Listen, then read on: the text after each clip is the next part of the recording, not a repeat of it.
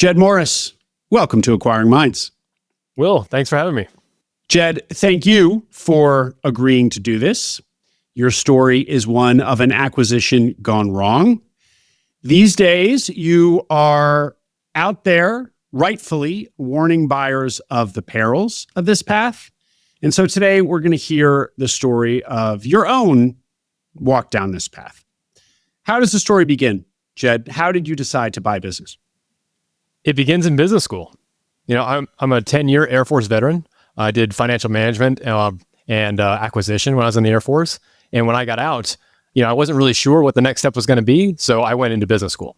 And right on the tail end of that is where I happened to stumble across entrepreneurship through acquisition, and total accident. And, like a lot of people, I found myself reading the HBR guide. I attended the Harvard Business School conference in the fall of 2021, which led to attending the Chicago conference the following year. And did a lot of my own, due diligence at the time. This is 2021, not that long ago, but the ETA space has grown so much since then. Back then, this wasn't something that people talked about a lot online. It was very much reserved for those like higher level MBA circles. And so I was reaching out to searchers who had done the process, who had acquired businesses, learning from their successes. Unfortunately, there were no failures that I could find. And to be honest, I don't know if I would have had the wherewithal to really look for them at the time. And just doing everything I could to really learn about the process. And it really clicked. And I was like, wow, this is a really interesting path and one I want to pursue. Mm-hmm. And so did you immediately pursue it? No, I did not. I kept doing my research, but while I was in the MBA program, I got recruited at Microsoft. And I was like, this is a fantastic opportunity. I have to take it. I had no computer science background. So at the time, Microsoft just needed people with top secret clearances, which I had one. And so the whole idea was they recruited me in this class and they're like, we're going to teach you how to code. We're going to teach you how to build the cloud. And you're going to come do that for us. And I was like, sign me up, one of the top companies in the world. Yeah, I'll do that. And it was a fantastic opportunity. And at the same time, I stumbled across ETA in my final class of my MBA school. I was taking an entrepreneurial finance class at NYU Stern, which is not an ETA school and definitely was not then. And there was a chapter in there on small business M&A multiples. And it just kind of clicked a little bit. And I was like, wait a second, people are buying these things? How does that work? Which led to the HBR guide, which led to the conferences. And so as I was wrapping up the MBA, I was then just now really diving into what does this space look like? And that helped drive the next question, which drove the next question, which, and the big question for me was, what does my optimal outcome look like? And, I talk with a lot of searchers now, and a lot of times when I ask them, hey, what's your buy box? It's the same thing. It's the, chapter 3 from the HBR guide. I'm looking for recurring revenue and all this, all the numbers. But, we all know that like a good deal for you is not a good deal for me. And for me, it was, okay, well, it has to be regionally specific. It has to be within this type of, profitability frame. It has to have these types of characteristics that were specific to what I was going to look for. And obviously that meant that I was going to have to let go of a few things that other people would think that were necessary and required. And so, really taking the time to really determine what my buy box was and then start searching on my own terms. My big tech career allowed me to do that. I didn't feel rushed. Like I have to make a deal now. And I want to actually hear specifically about what your buy box was and what you let go of. But first, just on the chronology of this. So if you say you discovered search in 2021 and then went to work for Microsoft instead, or as a intermediate step for 3 years. So you bought the business in 24, and here we are in 25. Yeah, so right this at the is end of a 23. short. It was a short, right at the end of 23. So it was a very short experience. Yeah, it was. It really was. All right, just to set the table there. Back to your buy box. So tell us what it was, if you could give us specifics, and those things that you had to let go of. How did you choose? What were they, and how did you choose that those were the things that you could be flexible on? Sure. My buy box was I was looking for something that was in defense tech or defense IT enabled services. That was the industry I was going to go after because I felt like I had a unique skill set in that area because of my decade of experience working in the Air Force, working directly with defense contractors, and now obviously being in tech. So I felt pretty comfortable in that space. And then the next piece was it has to be regional. So for me, that meant the Southwest United States. California was optimal, but it had to be the Southwest United States. And because I'd spent a decade in the Air Force on active duty and not controlling where I was going to live. And so this was something that was not flexible for me. And I was like, I've spent a long time going where I had to go for work, and I'm done doing that. I'm picking my location. And so picking the location was super important. And then beyond that, the other thing is I was a little bit more flexible on, I wasn't as hardcore about recurring revenue as a lot of people are. I felt like project-based revenue is totally fine to me as long as there was, diversified customer base, consistent cash flow, things like that I could build on. And then the final thing was I had this epiphany moment. I was sitting on the couch talking to my wife about this, and I realized, I'm like, look, everyone's looking for Cinderella, right? Everyone's looking for that perfect business. We all know those don't exist.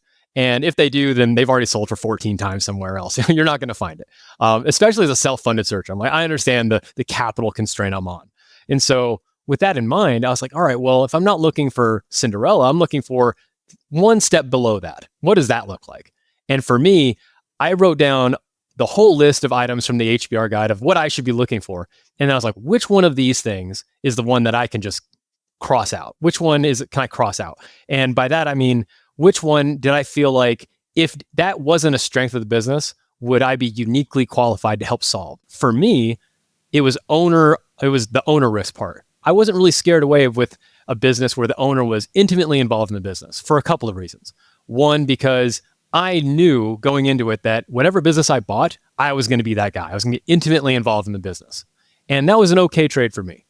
The second reason, because I also understood that the goal was to build myself out of that, build management around me. And I also knew that a lot of the businesses I was going to be interacting with, because I'd been searching for a little while at this time, they're going to need that digital transformation, that tech enablement. It's going to require me to roll up my sleeves and really be in it, because I was going to be the person implementing a lot of that work.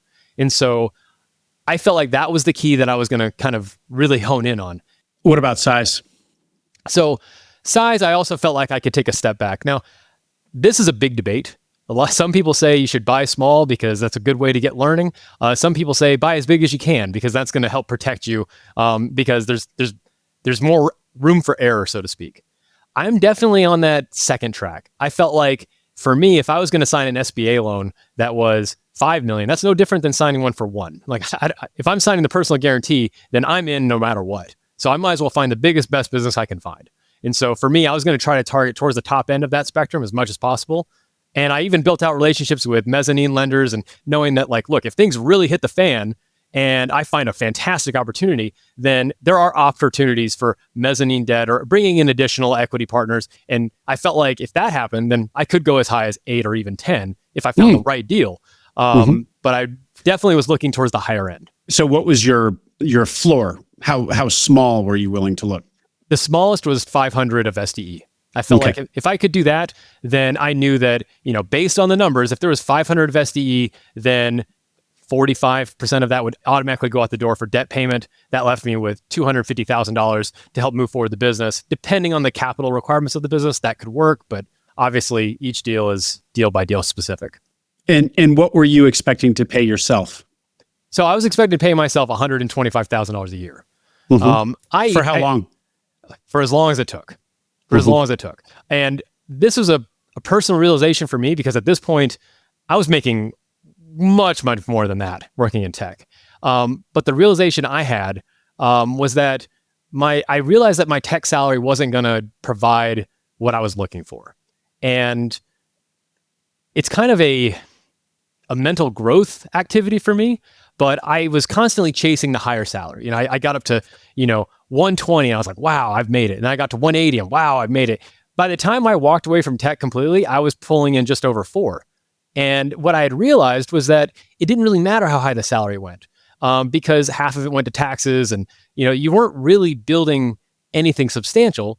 And although I was doing all the right things, I was putting my money in 401ks, I was maximizing my HSA, there were plenty of things I could have done better, but I was still doing the right things. But the thing that really hung over my head was that I was well aware of the fact that I was working in the private sector and at any given point I could lose my job. And I was like, man, that's a risk. That's a huge risk that I just did not I was not comfortable with. I was just not comfortable with the fact of putting my entire financial future in someone else's hands and saying, hey, trust me, things will be fine for the next 30, 40 years. And even if I had built out the skills, and I thought I had, that would make me employable for the long term. Well, what happens if a black swan event impacts? What if car accidents, personal tragedies, all these kinds of things that could happen and most likely will happen at some point in life. And so I wanted to have a little bit more control, a little bit more. It was a risk analysis for me, and that's not the right answer for everybody, but for me, it was. I was like, I'm totally fine scaling back my personal salary income if it means building out something that is going to be a better long-term asset for me and my family. Mm-hmm. Even though this long-term asset of small business, of course, is going to be subject to black swan events as well, but the difference being that in a business, when you're W-2'd, it's thinking of yourself as a one-person business. Yeah. It's 100% customer concentration, and a single decision can drop your revenue to zero because your salary goes away. Whereas in a small business, you felt like it wouldn't be. It's just not quite so fragile because there's not going to be 100% customer concentration. Sure, and I went through this moment where I watched this YouTube video of Tim Ferriss back in 2008, and he's talking about fear setting. And it was a risk analysis exercise. And he was like, when you step away from whatever you're afraid of and you just write down all the craziest things that could happen, and then imagine if all those things came true, how would it actually impact your decision? And for me, I was like, all right, well, if I bought a business, if I left my high paying job and I buy this business, and let's assume that the business fails and I lose all my money and I sign a personal guarantee and I lose on that too, and I'm bankrupt. Let's assume that happens. I did not think that was going to happen, but I did this exercise at the time, and I remember thinking, hypothetical. It ended up not being hypothetical, but at the time it was. And I remember thinking, well, I have a few unique strengths. I was like, one, I have a top secret clearance. And so I felt reasonably confident that if everything went to hell, then I could get a job working for a defense contractor. And sure, I probably wouldn't like it. It's not what I want to do, but I could pay the bills. Yeah. I had an MBA from a top institution. I was like, all right, great. I've got a great credential there. I've got a network, so that's helpful. I learned how to code. I learned how to build the cloud. It's the fastest growing industry in America. And I felt very confident in those skills. And so my thought process was, if all of this fails, I have these unique advantages for me specifically, where I feel like I would be able to recover relatively quickly, because I'm like, look, there could be second or third order effects of going through like a personal bankruptcy, but at least I'm getting paid. I could get a job. And in my mind, I may lose the money I have today, but I will basically just come full circle. And so that's kind of and Jed, was that risk analysis accurate? Correct? Yes and no. What were you too optimistic on? I was too optimistic on the market. I'll just say that. At the time, I was getting an offer every week to go work somewhere, and after my business failed, the tech market has turned dramatically since then. I put resumes out there. It's been 8 months, and I still haven't gotten an offer. I've gotten to the final round at Google. I've gotten to the final round at a couple of different places. No offer, even with my clearance. And so the truth is that it's not as. I was right in the sense that I do have a few unique advantages. And I was wrong in the sense that the market has changed a lot since 2022 to 2025, and it's not a employee hiring hot market anymore. And that hasn't helped as much as I thought it might. Let's get into the actual search itself. I know there was one business that you didn't buy. Do you want to share anything about that business, or should we jump straight to the subject business? Here, what I will say is maybe not sure about that specific business, but just kind of how I pivoted. I told you I was looking in defense. I was looking in IT naval services. I felt like that was something that I could jump into and had a lot of experience in. One business that I considered buying was one that they were a prime candidate to be a defense contractor, but they hadn't taken that route.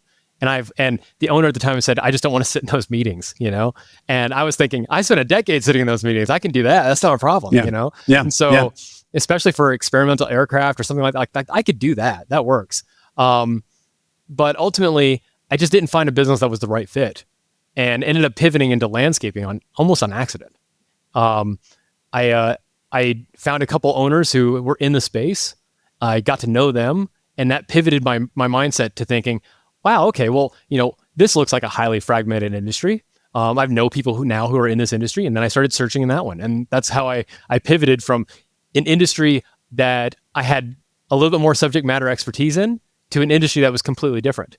And right now, one of the big questions for searchers is, should I buy an industry that I know already, or should I, buy my first business in an industry that's completely new? And while I would say that like you absolutely can buy in a new industry and that can work for you. And we see success of that happening all the time. But I would ask searchers to be just more aware of the fact that you're adding in a whole nother layer of risk.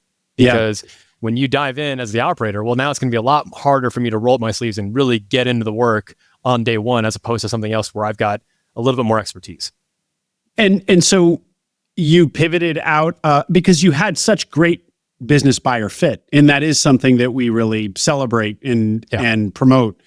You had such great business buyer fit looking for a business in defense.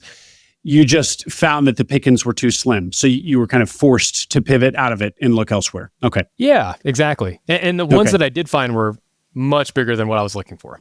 And to your point about landscaping, I'm sure this will come up later, but in fact, that you didn't know the industry, you felt, is that part of your story? Is that part of the hardship of the story, that you were an outsider to the landscaping business? It's not specific to my story. And I will say like I was brand new to the industry.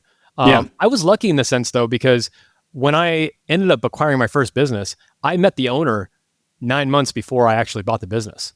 And I used that time because I wasn't planning on buying that business. I just met the owner. We built up a relationship. And so it became a situation where I was like, hey, how about I just come help you do some of your stuff? Well, Jed, so I really want to spend some time on your quote unquote internship, because it is such a unique setup and a promising one, it would seem. Why don't you just back up a sec though? And so when you pivoted into landscaping, anything more to say about that before the business that you were about to tell us about comes across your desk, or do we just jump in there? Well, what I will say is when I pivoted into landscaping, I found an industry that was highly fragmented, definitely on the smaller side, because there seemed to be a lot of big players and small players. And that's because it's really hard to be a middle-sized player in that space. Because if you're a small player, as long as you're licensed, if you're on the project construction side, you need a license and a small team, you can get to work and you can do relatively well. You can get above $1 to $2 million in annual revenue. You can do okay. And then on the commercial side though, you don't need the license, but it's much harder to turn a profit on the commercial side. You're competing with the big companies, and those companies can afford to underprice your competition. And so it's very, very tough. So you end up finding a lot of mom and pop shops and then a lot of large players and very few in the middle.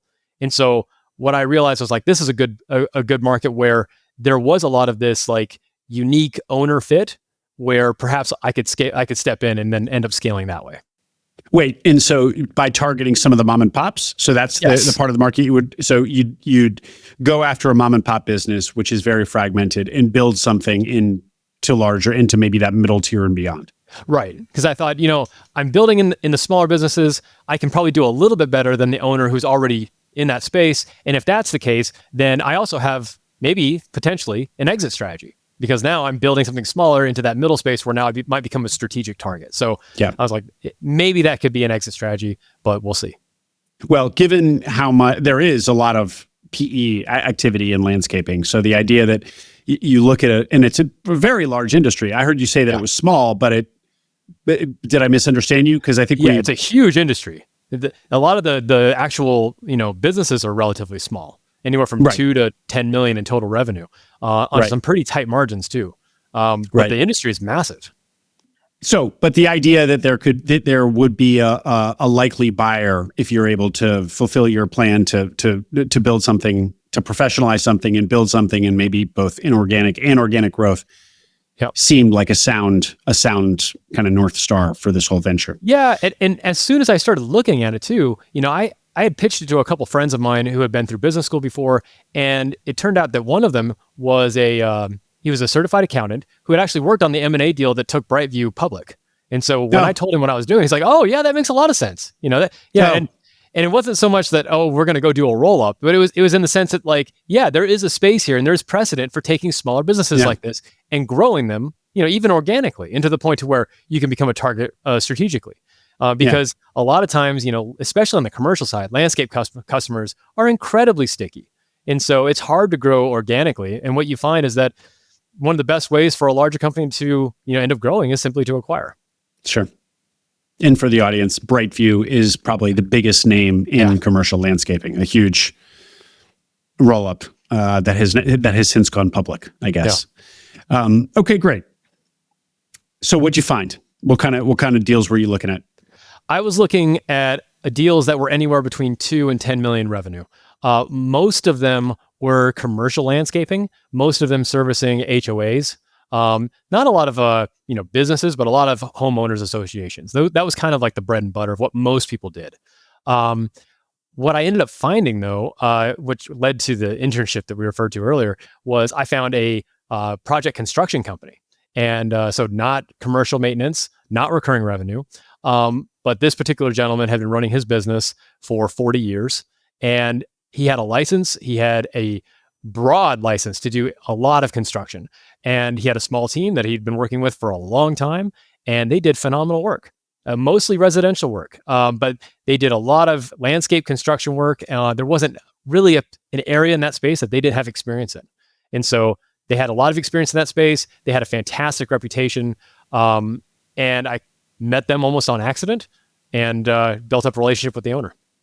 And what happened with that relationship? Well, what I found was the owner was a wonderful individual. And I found a business that was really great on the front end and needed some work on the back end. You can imagine, the books weren't great. There was no CRM. There was no advertising. They got all their leads, through, Yelp and Houzz and things like that. And so there was a lot of space that I felt. I was like, all right, well, there's a lot of space for improvement. But it was not the kind of business I was looking for. I was not looking to buy this business. And so, you said you weren't scared of project-based revenue. I wasn't scared of the project-based revenue. It was a small business. And there were things about it that, like, for instance, the books weren't great. And so there was no real way to see what the SDE was because they didn't have consistent bookkeeping. There were things like that made me feel like this wasn't the right business to buy. But at the same time, I had started talking to the owner. I knew that he was older. He was ready to get out. Met his wife, and they were great people. And so we kind of struck up a deal where I was like, look, I am looking to buy. I'm not sure yours is the right business to buy. But that said, I'm still new to this industry. And what would it look like for me to come in and kind of help out a little bit? While I'm searching, I'll help out. What I get out of it, I get to test out a few ideas that I have about strategy because I've never ran a business before. I get to learn a little bit more about the industry. And then and if I don't end up buying this business, then hopefully this helps you out a little bit. Helps build out some different systems in place and it helps you as well. And so we agreed to that. And at that point, had you quit Microsoft? So at that point, I'd moved from Microsoft to Hewlett Packard. So, and so I was still working at Hewlett Packard during that time. And one of the things that made it possible was that my job at Hewlett Packard was not very intensive. I mean, it was just, I kind of got into a corporate role to where there wasn't a whole lot needed of me. So I was able to fully, fulfill my work there while also, working on some of the stuff for this other guy while doing my search. And that helped because now that I was actually, helping out in his business a little bit, I got to see like how he thought about his invoicing, how he thought about, different projects that he was doing, which made me better talking to owners later on. And so when you talk about this internship, it doesn't necessarily mean at his shop or at his location. It means remotely and doing marketing and bookkeeping and back office stuff. Yeah, exactly. So we were geographically relatively close. And so I did get to go see his facilities. I got to meet the team. I kind of got to see what was happening, but almost all the work I was doing was remotely because a lot of the work that needed to be done was digital and tech work. Okay. Well, Jed, this is the idea of interning for the business, for a small business, and particularly the one that you are going to consider buying, although you at this point didn't think that you'd buy this one, but you were focused on this industry. I mean, this is kind of the gold standard of de-risking the decision in terms of, do I actually like this industry? Do I actually understand what it means to be in a small business and own a small business? Do I, and if you are interested in this particular business, you get to see, a bit of a taste of the business before you actually sign on the dotted line. So very few people are in a position to be able to do that, which is why you don't hear about it more often. But certainly, I think anyone would love to, at least in theory, be able to try before they buy. The business, the industry, small business in general. So you were getting that opportunity, and yet still things didn't go your way, but not in this business. We'll get there. So you intern. Tell us, is there more to say about that? How does that go? How long does that last? And how does that lead to a conversation about, okay, actually, maybe I am the buyer of this business? Yeah, well, it started off with an agreement. So we signed an agreement that said, hey, this is what we agreed the value of the business was. And I was like, look, I don't know how this is going to turn out, but we're going to do some stuff. Let's assume that if I come in and I create value, I don't want to then pay for the value I created. So let's agree ahead of time that if I decide to buy within the next 12 months, this is the purchase price. And generally speaking, these are the terms. So we kind of sold like, it was almost like we signed an option for the sale, right? And so with that in place, I went in the business and started doing a couple basic things. Set up a CRM, started doing some digital ads, turned on Google local service ads for the first time. And I saw success. I saw like our individual sales calls would go up 34%. And when your average project is $4,000 to $5,000 of revenue, you don't care about $125 of per sale call from Google. That makes sense, right? Yeah, and so sure. I was like, wow, that really helps. I was really 34%. Yeah, I mean, one of the big questions I had was like, look, if I've got a business that, especially if it's project based and it's heavily dependent on leads from Yelp and Houzz, which I do not want. Like, can I convert that into something where I can be in charge of leads? Can I successfully run ads and bring in my own leads? Can I build out word of mouth and bring in my own leads? And so that's what I was really trying to test. And so starting off, started with Google local service ads, saw success there. And then I put in a CRM and hired a contractor to come in, and like this guy went through all of the digital records for the last 36 months. And it's just paper invoices that they had scanned to like Microsoft OneDrive, right? And so they had all these invoices that were either Word or PDF. And I was like, look, just go through each one of these invoices for every job we've ever done, get the name, address, email, phone number, whatever contact information you can get for that customer, and put them in the CRM. We were using HubSpot, just build out HubSpot. And then it took them a few weeks. And at the end of it, I just emailed everybody on the HubSpot. I was like, hey, this is our company, and thanks for being a customer. We're having a sale. If you're interested in having some more projects done, we're running 10% off for the rest of the month. Got 7 sales right off the bat, just like that. Amazing. And I was like, wow, all right, so this does work. I was like, so the low-hanging fruit is available. And at the same time, I'm using what I had learned while doing this to, again, have better discussions while in my conversations with other owners as I'm still searching. And so, you touched on it really well, but, a lot of people don't get the opportunity to work in a business or do an internship. And that makes sense, especially for self-funded searchers. And I didn't expect this to happen. But what I do tell everybody now, if you are planning on buying a company, especially in an industry that you don't know, like definitely take the time, whether it's a weekend, 2 weekends, whatever you can do to put boots on the ground and walk hand in hand with that owner, especially if it's an ETA, acquisition owner, and find out what their day-to-day is like, because that will really inform you into the industry that you're looking at. And it's a small thing that you can do to help mitigate, the millions of dollars of risk that you may be willing to take on. Just take some time and really figure out what that day-to-day is like. And luckily I was able to do that. Although, Jed, let me press you on that, because it sounds the image I have is of you working at your other job, doing the QuickBooks or the managing the Upwork guy to put everything into the CRM. So not actually managing the crews or doing any of the frontline, or even having exposure to any of that frontline true nitty gritty. This is what running a landscaping business is like. Am I wrong? I feel like you were doing. You're exactly doing right. So okay. I did get out there. I did spend some time with the crews. I got to meet them. I went to a couple work sites. I got to see what kinds of things that they were doing. And, they'd be like, we put down turf this way. We have to use this type of mesh because of X, Y, Z. Or, we get a lot of jobs in this area doing these types of retaining wall construction. And I got to see what that looked like. But no, I was not managing the crew. I was not managing the team. And there were definitely a lot of things I could have done during that time to get a better hands-on feel for what ownership would feel like, especially when it came to managing the teams of a very much in the trenches kind of industry. And I didn't do that, and I should have taken advantage of it. Like what? Like running a team. Like, so I did do a couple things. I went on a couple sales calls. Like I followed up on a couple of those. There was a point where the owner went on vacation for a few days and normally he just kind of turns off the phone for a while. But since I was there, I was like, I'll do it. So I got to follow up with some customers, do some sales calls, but I never actually got out there and was like, all right, well, managing the team, what does that look like? We've got a foreman, we've got a team of a few people. Like, what kind of projects are we scheduling? Like, I never stopped by the supply shop to see how do we buy our supplies? How long do we have to get them before we actually need them for a project? What does that turnaround look like? It wasn't until I was in the business where I was like, all right, well, this is the actual day-to-day of running a large project-based construction business. And so I wish, in hindsight, I wish I had spent a lot more time doing that. And to be clear then, when you shook hands to do this quasi internship, there was a conversation or the possibility that you would in fact buy the business. It wasn't like, I'm not going to buy this business, but I'll be your intern. It was like, yeah, it doesn't feel like this business is right for me, but maybe.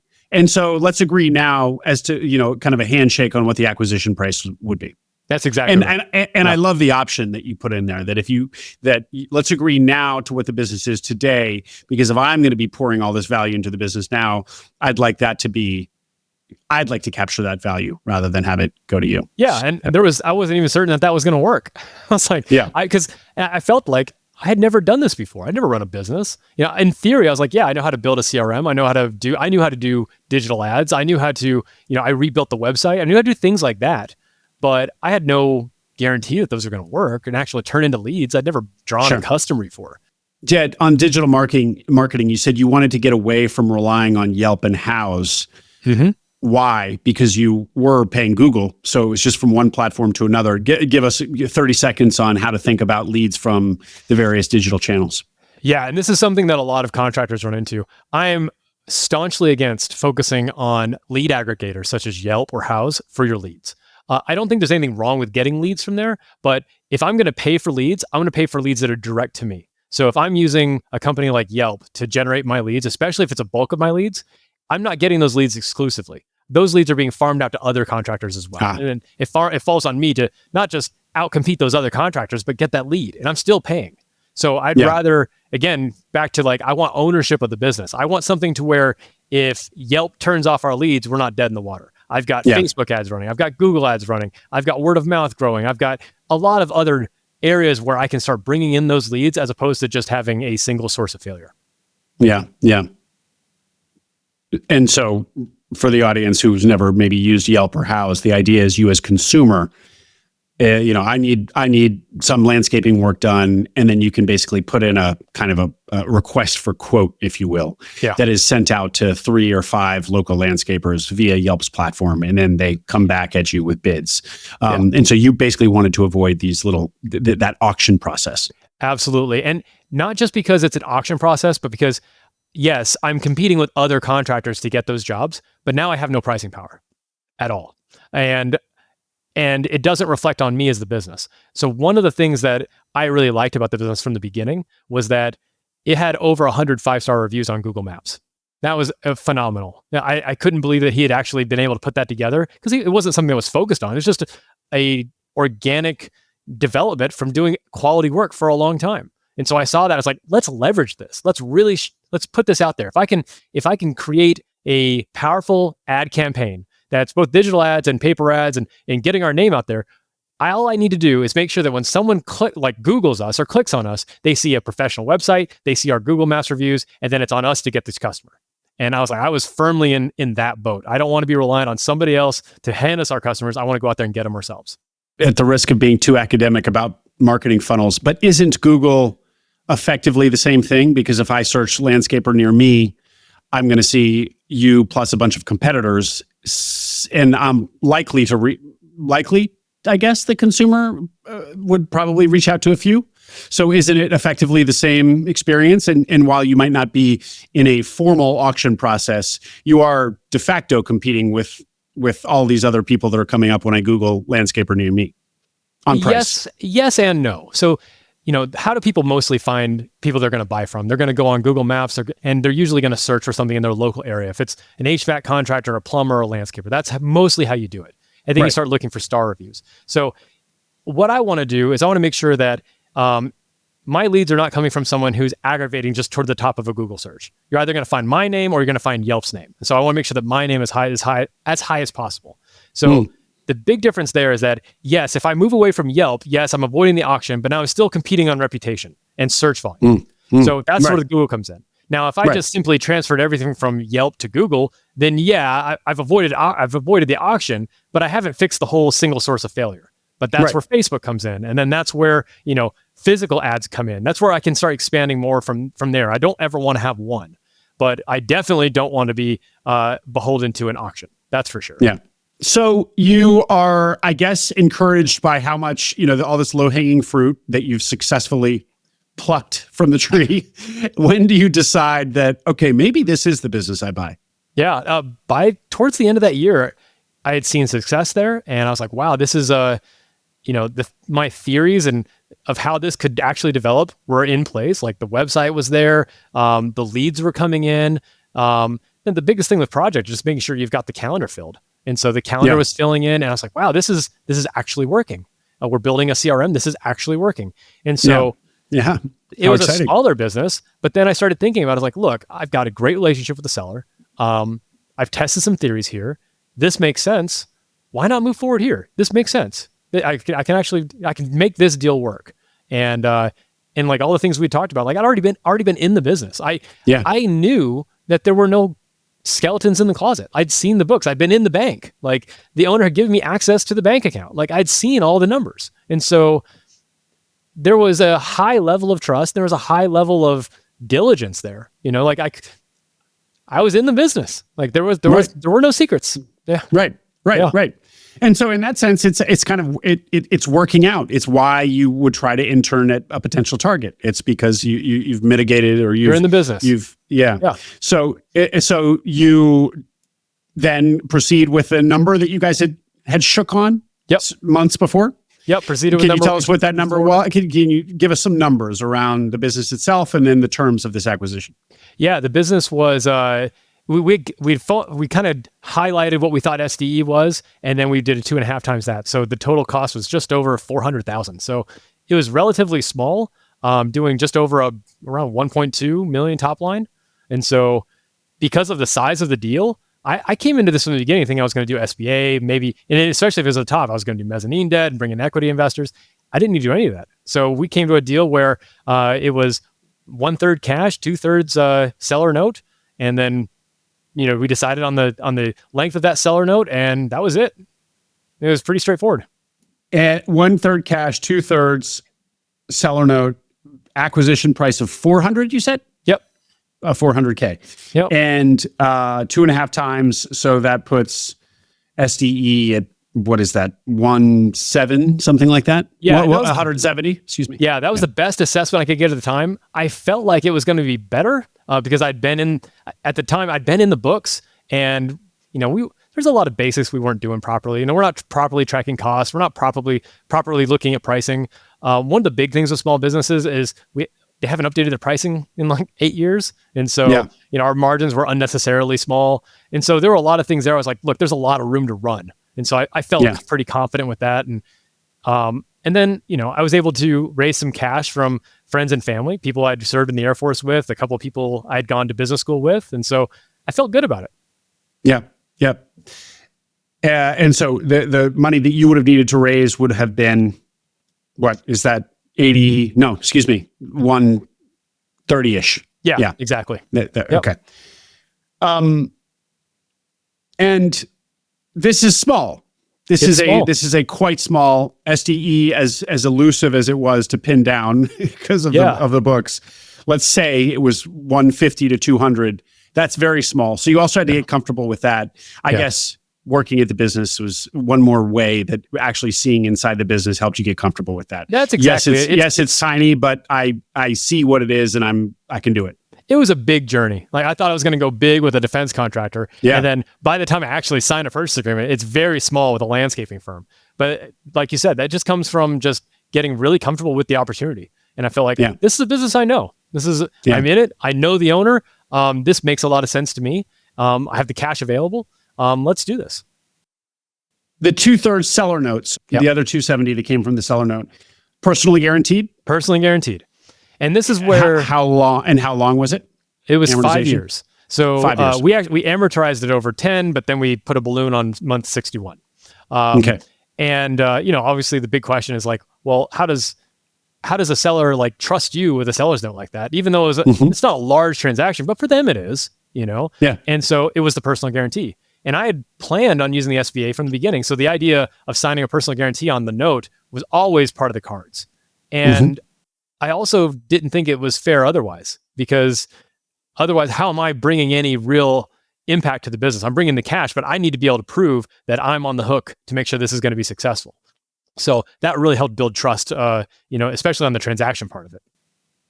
Well, as much as we hate personal guarantees, and as onerous as they can feel, and as truly terrifying as they are, if it comes to that, there's a logic to them. Some people who are, what would you say, hawkish or dovish? Hawkish on personal guarantees. I remember an early guest saying, "Listen, everybody, you're buying a business for millions of dollars in an industry you probably don't know. You're young and inexperienced. Count your blessings that there's a system that allows you to do that. Of course, at the very least, you can give the bank a personal guarantee." Anyway, I digress. I always tell searchers, but it does seem like you see that logic. Even though it's now big conversation. Yeah, it's a big conversation. And I tell searchers all the time, look, I understand not wanting to sign a personal guarantee because there is a huge risk involved. But I also I want you to understand that there is no program in America that will allow you to borrow $5 million for a little more than a signature and some decent credit. And in order to have access to that type of leverage, you need to be willing to at least sign on the dotted line that says, I am personally on the hook for this. Yeah. And maybe that's not the right tool later in your career, but on your first acquisition with no experience in an industry you're probably not fluent in, I feel like in a lot of cases, that's the least you can do. And so as the buyer, instead of moaning about the personal guarantee, go find a business that's worth signing a personal guarantee for. Stop trying to find mediocre businesses, and then bemoaning the guarantee. Find something that's worth signing the deal for. Then everyone can be a winner. Well put, Jed. Tell us about now taking over and becoming operator and owner of this business. Yeah, I tell people it's kind of like a startup. There's that J-curve effect where it's like you have to expect things to kind of slump and then they're kind of going to pick up as you keep going. And there's the J-curve of being an owner, then there's the J-curve of being in a new industry. The new industry experience, that was tough. That was really tough in the sense because you have a lot to learn really quickly. And I was downloading experience from someone who'd been in the industry for decades and had always done something in a very specific way and had been successful. It's hard, it's hard to tell somebody, in 40 years, you've been doing it a certain way and that's really working, but now we need to do it in a different way. And so I didn't do that. And instead, I'm like, all right, well, how do I really figure out what our costs are? How do I really dive into, working with suppliers and working with building all the relationships that this person already had in place? And so that takes time. The other part is the ownership part. When you're finally in the seat, I tell searchers now, I'm like, it's kind of like joining the military. I can tell you what it's like to put on a uniform. I can tell you what it's like to go on deployments, but until you've done it, you have no idea what I'm talking about. No clue. And it's same thing's true for business ownership. And until you're the one responsible for the debt, until you're the one responsible for payroll, until you're the one making those decisions about profitability, you just don't understand. And so that's a learning curve. Well, Jed, indulge me and try to put this very hard to experience into words. Yeah. So how do you know when to take the advice of people who have been in the industry for a long time? And when do you know to trust your gut? That's a big one. And not just for me, but for a lot of people I talk with. One of the things we see is that, as a bonus, when you buy a business, is there one or two key employees who have been there for a long time that can really help? And that can be a big boon to your business because you're like, all right, well, I'm new to this industry. This person's been there for a long time. I have assurances that they're going to stay. And I'm counting that person to be a foreman, a GM, a manager of some kind to help keep these crews moving while I, as the new buyer, learn not just the ownership piece, but the new industry piece. But that also comes back the other way too, because what happens if that person or people, they've been doing something a specific way for a long time? What happens when they tell you, hey, this is what I would do, but for you, it just doesn't set right? And so you're constantly walking this fine line of like, I just bought this business. I don't know what I don't know. And I definitely know what I do, what I don't know. So how do I follow what I believe is the best advice, per the HBR guide and other searchers? Just don't break anything for the first 12 months. How do I follow that advice while also doing what I think is best for the business? And so a lot of times it means deferring to the knowledge and experience of people who are already there. And why is that such a hard decision, Jed? Because why isn't the answer simply, even if these seasoned people have been doing it a dumb way for all this time, and I can see that with my new eyes and they just can't see it. The business has made it this far doing it the dumb way. It can survive another 6 months doing it the dumb way. Let me just, and yet the risk of me implementing what I think is better based on my naive judgment has the risk of alienating everybody and has the risk of being wrong and all of these unintended consequences that we hear about when people are like, when searchers buy business and they're like, let's change this. And then, there's all these second and third order effects. So why can't you just bite your tongue for 6 months? The dumb way that it's being done can't be that dumb if the business has gotten that far. That's a great question. And I would start off by saying, it's usually not a dumb way. It's just an old way.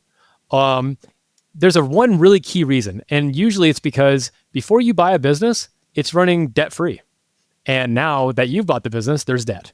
And so in the past, if business was slow or profitability waned, the team could just stay home. The team could just, not come in today. If we don't have a project, it's not a big deal. We're not getting paid. You're not getting paid. Everybody understands. The business itself is not going into any dire straits. But now that you've got debt on the business, well, now that changes everything. And we know that, conceptually through an LBO or through a leverage buyout, but when it's in practice, okay, well, now it means that all those customers of mine that were paying by cash and check, well, now I need to speed them into a digital payment structure because now my cash conversion cycle has really expanded. And so that's one aspect of it. Now, if I'm not taking payment up front, or at least some sort of payment up front, now I'm basically floating that payroll until I can get to a point where I can collect the cash. So the accounts receivable are really weighing on me. Or my team has been running on weekly payroll cycles. Now I know that I need to move to bi-weekly payroll cycles to make this cash conversion, to make the cash actually work. So that's an interpersonal relationship issue. It's not, people don't like when you mess with their personal money. Yeah, sure. And then there's plenty of things that, I didn't think about before I bought the business. So for one, when I was doing my financial assessment, I was looking at I did the ad backs, I did all kinds of, all the things we normally do, but insurance was one I missed. And so I took the insurance that the business was already paying because, we're bonded, we're licensed. There's liability insurance, there's auto insurance, there's all kinds of different types of workman comp insurances. And so with all those insurances going forward, I took what we were paying. I was like, oh, well, that's what we're going to pay. That's not true because the insurance company had decades of experience with the previous owner. I'm brand new. So I've got a much larger insurance liability. So my insurance went up 30% the moment I bought the business. Wow. I didn't think about that. And but this is expected. These are the kind of things that, as a first-time buyer and operator, you don't know about them, so you don't think about them. And these are the lessons that you learn. And these lessons aren't fatal, but they are things that you want to start changing a little bit. And you want to start kind of, making the cash work a little bit better for you as opposed to, getting so low to where you're like, man, are we really running low to payroll next week? How do I actually maximize this cash flow a little bit? And so that's one example of how the previous way it was done wasn't bad. It's just not conducive to how you're doing business going forward. Yeah. It's such a great point, Jed. And I'm surprised at how little it's been made on this podcast, that the business that you buy is different before and after you buy it for the obvious reason that you are a different donor. But the very quantitative reason that it is now burdened under a debt payment. And so the entire financial structure of the business can feel and in fact be different now that there's this SBA payment that's got to go out every month, not to mention maybe increased insurance premiums. Such an important reminder. And I knew that. I knew the debt part of it. I expected that. I just didn't expect the smaller things. And again, these weren't fatal, but those are the things that you don't think about when you're a first-time buyer, and you expect to mess up. You don't know. You expect to not, make that adjustment for insurance. You expect to, maybe you didn't walk through the full cash conversion cycle from the moment you make a sale to the moment that money goes out of the business. Maybe you didn't go step by step through it, so now you're kind of catching up on that. But yeah, that's part of the learning experience. And yeah, you need to know how those things are going to impact your cash. Yeah. So how does it go once you find yourself in this J curve? Yeah. So honestly, it goes pretty well, like right from the beginning. One thing I didn't expect was after acquiring the business, you're perceived completely differently once you buy a business. I'd spent the better part of 2 years searching, like calling brokers and calling business owners directly. And, I'm pretty good on the phone. So most brokers, they would listen to me, and they knew that like I was serious and I had capital behind me and I was ready to make a deal happen. So the vast majority of the time, they didn't think I was a tire kicker. So that was helpful. But there was also the fact that I'd never bought a business. And so, there's a different level of seriousness involved. Yep. Man, the moment I bought a business, the seriousness went right through the roof. I got contacted by brokers and all kinds of people were like, wow, this is a person who actually closed. And so your reputation completely changes. And not just that, when you buy in an industry, you learn very quickly that the industries are much smaller than you realize, especially when they're local. If you own an HVAC company in your local city, you probably know a lot of the other owners of HVAC companies in your city. You've seen their trucks, you know their crews, your employees know their employees. So what I discovered very quickly was that, the other landscaping owners in the area, they all knew each other because of course they would. Several of them went to high school together in the 70s. The employees all knew each other. They'd all been working on projects next to each other for a long time, and not just knew each other. They knew, oh, well, that company, they got that HOA contract back in like '83, and they've had it since then. We competed on it, but we didn't win it. Hopefully, we'll get it. Blah blah blah. So there are all this stuff, and they all use the same suppliers, and so they all knew each other. And so I say that to say that once I bought a business, the heads perked up, and they're like, oh, who's this new guy buying this landscaping business? And so, I found out very quickly through the grapevine that there were other owners who were interested in having an exit as well. And I started getting reach out from those owners directly, and some of their senior employees like, hey, I think we're interested in a sale. Are you interested in buying? And so I was surprised at how fast that happened.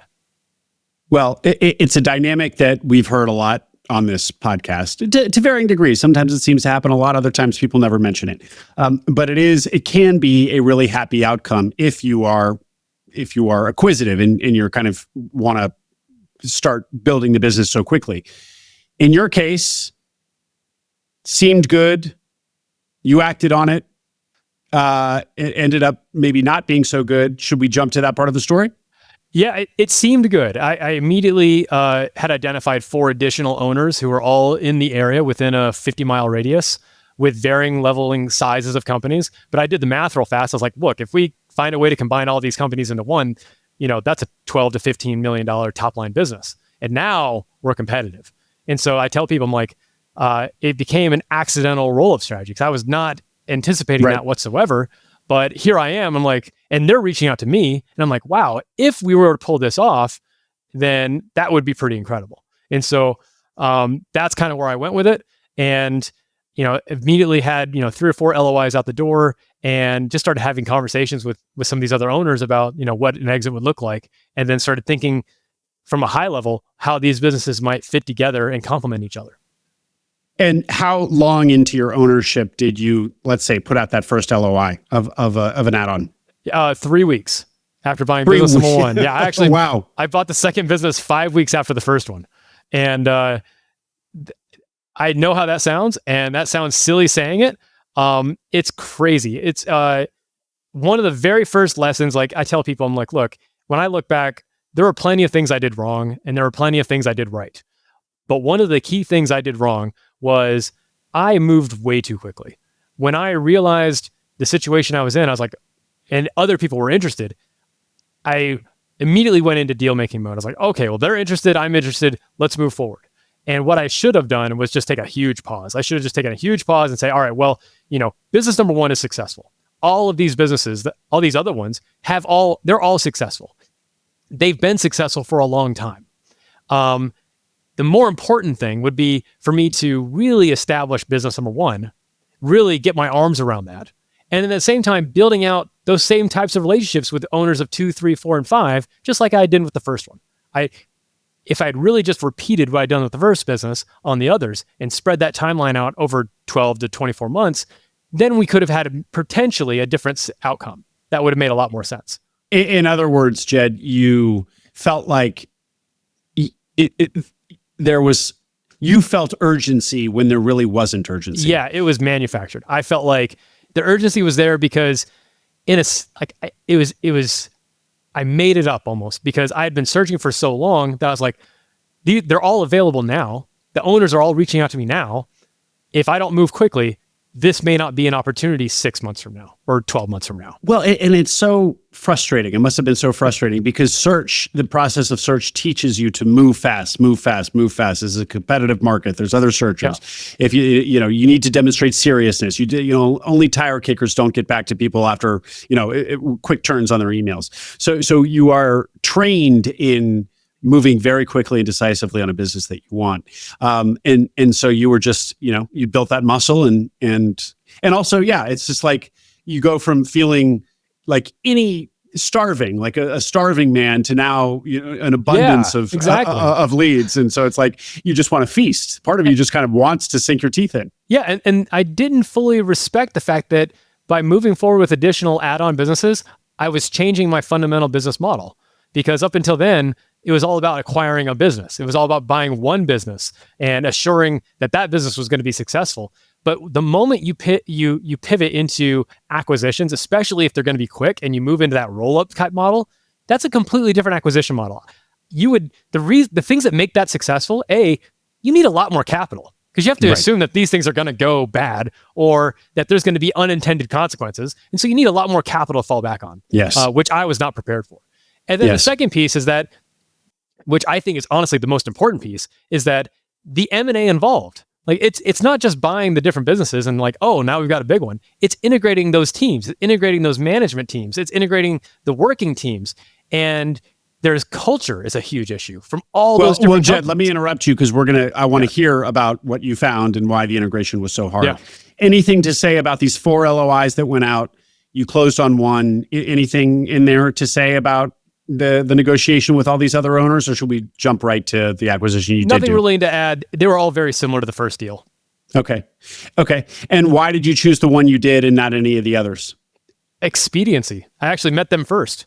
Not a great answer, but it's true. I met them first. Conversations went fast. They opened up their books. I got to look at those. I felt pretty confident in the space already. I was already there. And I was like, look, this makes sense. And they were ready to leave. And I was like, all right, cool. Well, then let's just move. I'm a deal maker now, says Jed. So the size of that business? It was similar to the size of business number one. The only real difference is that business number one was project construction and business number two was almost entirely commercial HOA maintenance. And so for me, I saw that as a big positive because then, the downside with project business is that it's not recurring. The downside with commercial maintenance is that the margins are tiny. So now I had an opportunity to basically buy my customers and do project maintenance on a commercial maintenance property. And so it allows both teams to feed off each other in the same customers. So and that ended up being true. And so I thought that was going to be a good complementary business.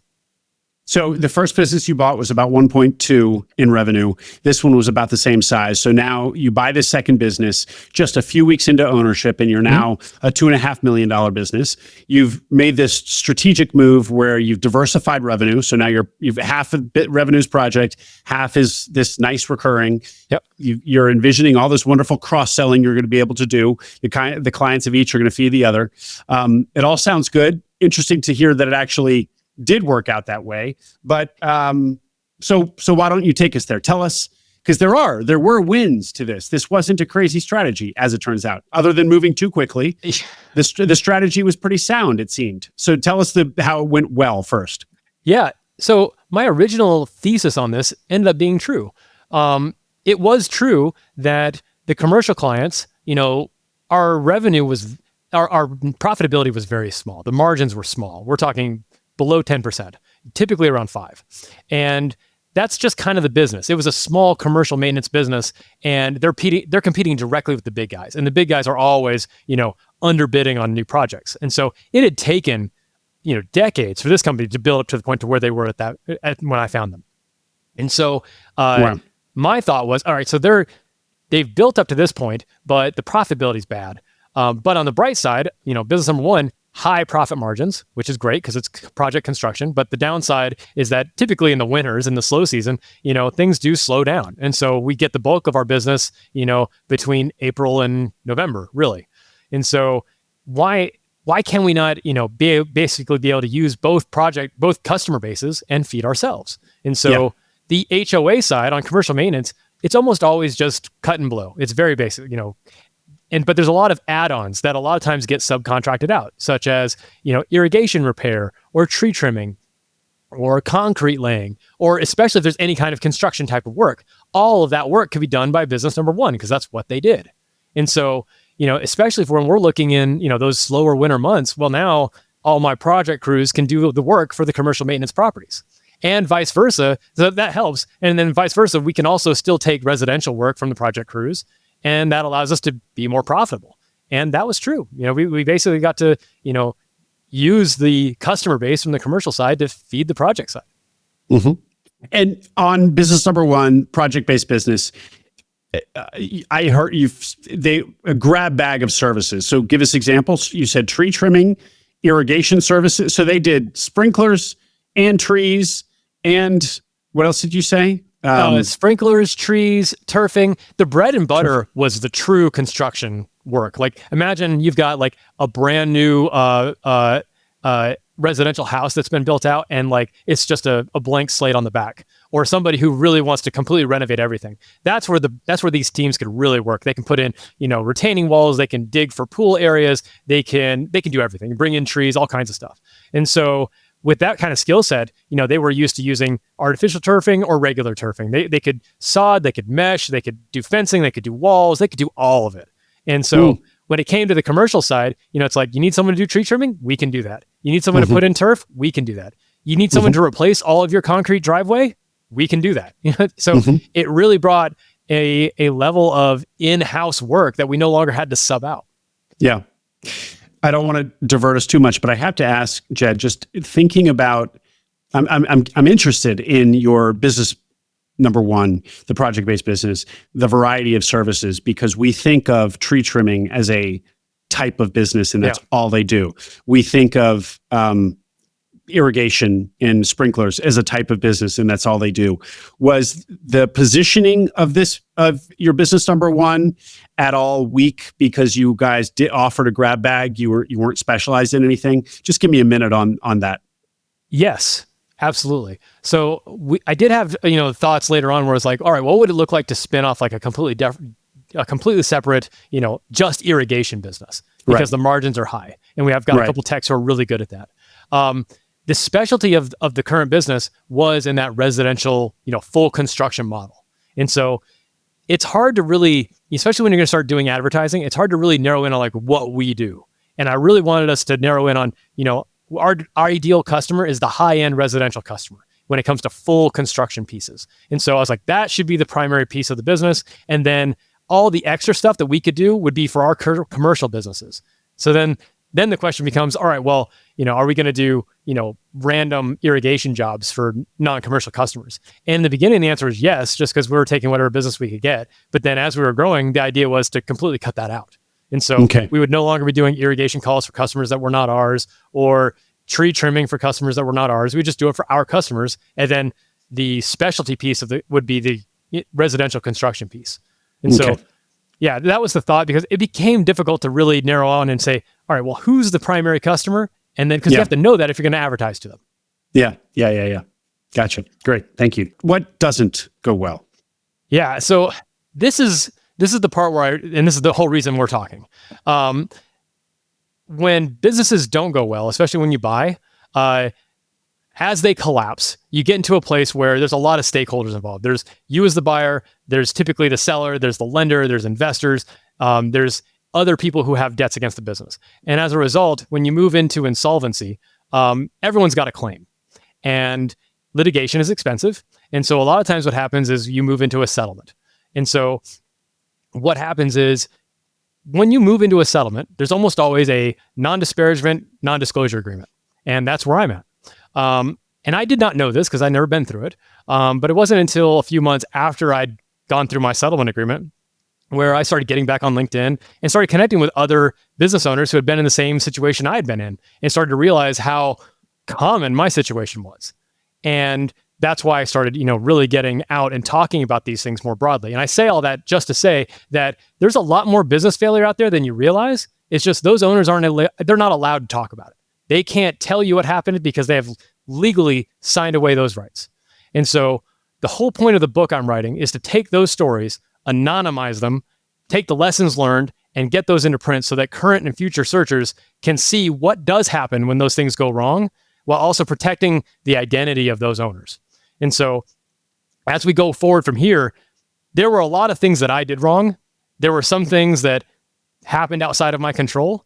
And I can't dive into the details, but what I can do and what I will do is that since my business has failed, I've talked to 24 different people at this point who have bought a business, and then that business has failed in the last 5 years.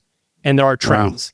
Wow. And from those stories, I'm putting those stories together to put into a book, but at the same time, I'm trying to pull as much data as possible from those stories to get some lessons learned. And what I'm finding is, some of the things I experienced were unique to me, but most of it wasn't. Most of the experiences there's a pretty good line that goes right through the middle of them.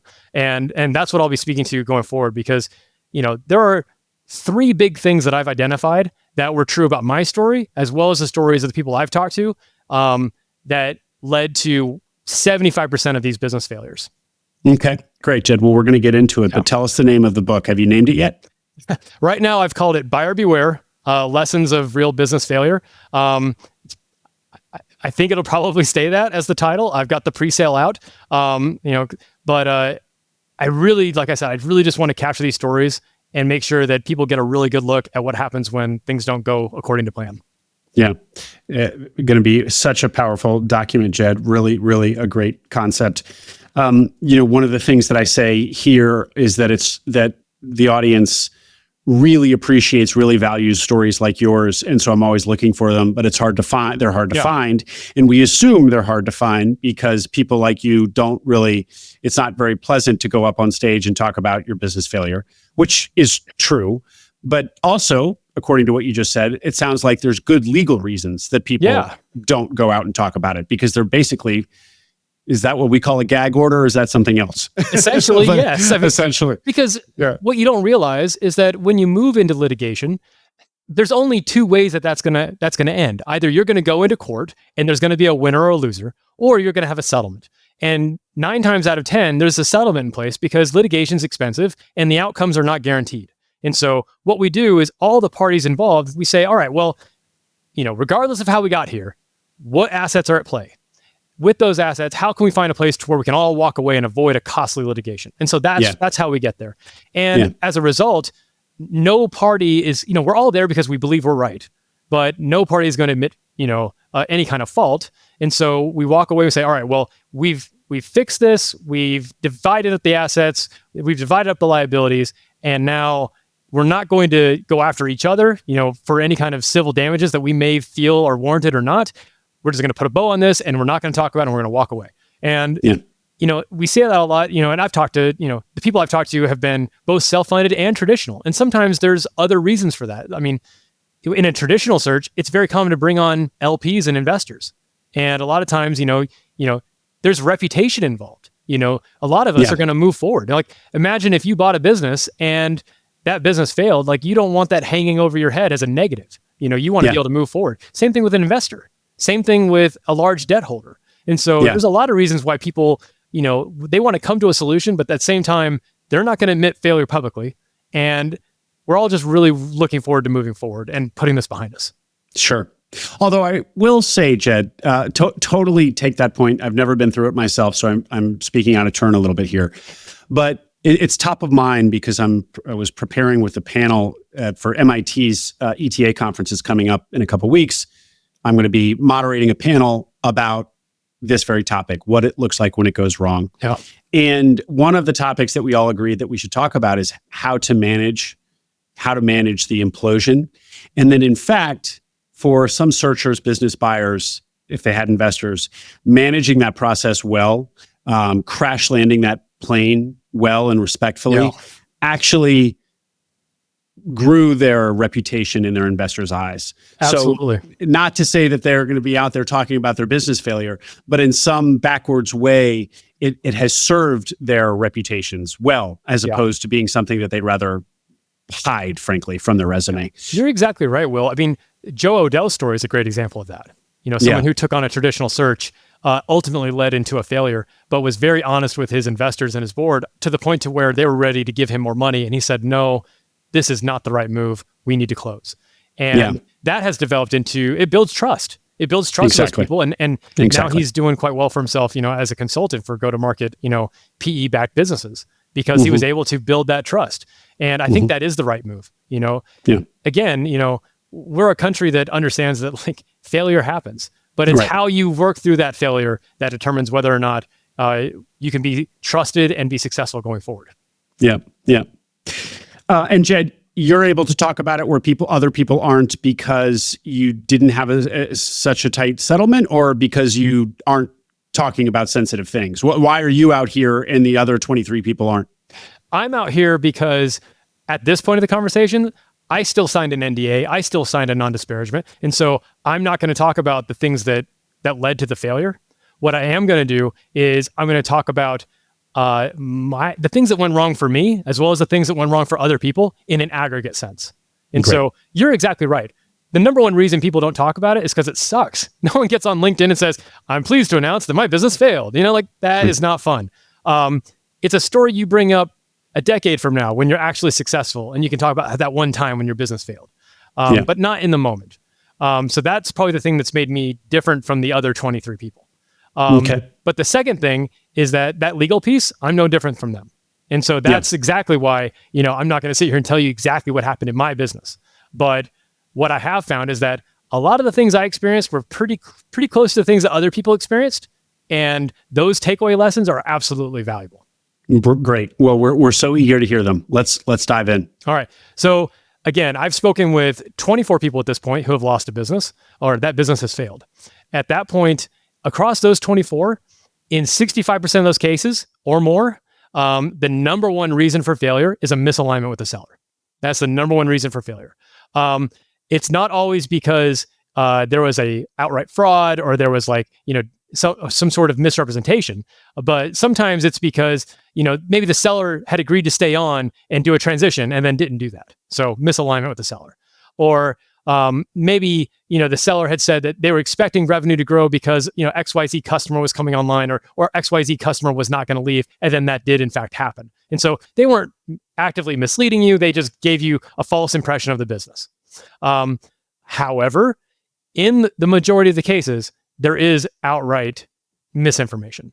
And I'm not going to say, I can't say that it's fraud because I'm not a lawyer, and I'm certainly not in a position to say what is and is not fraud.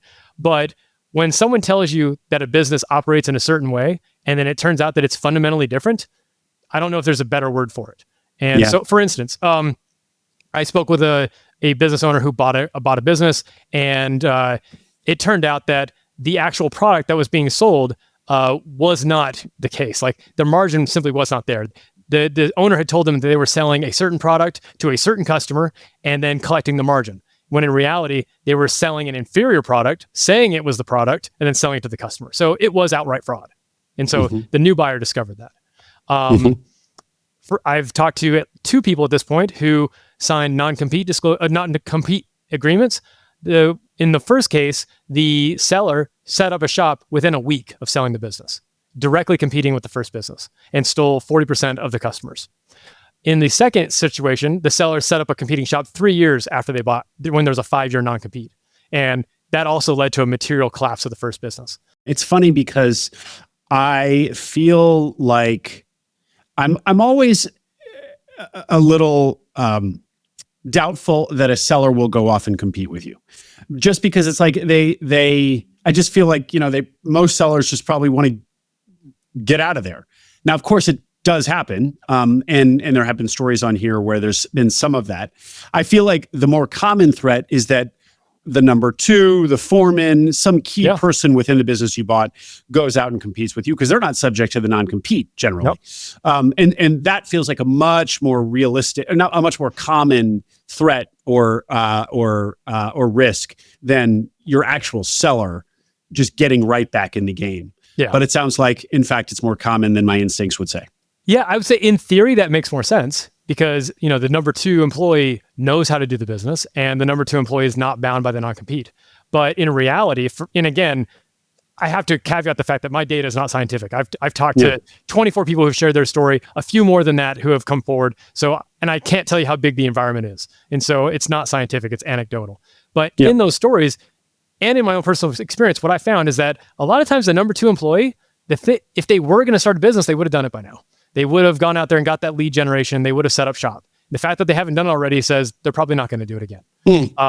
Not to say that they won't, but it's more about the behavioral finance portion. And I tell people, I'm like, look, if everyone acted in their own financial self-interest, then your purchase agreement and your representations and warranties and your non-compete clauses, those would be great. But the truth is that people act against their own financial outcomes all the time. And sometimes they do it out of pride. Sometimes they do it out of arrogance. And sometimes they do it because they sell a business and even though they've gotten that financial windfall that they were expecting, they realize now that the monthly cash flow that they used to have is not what they have now.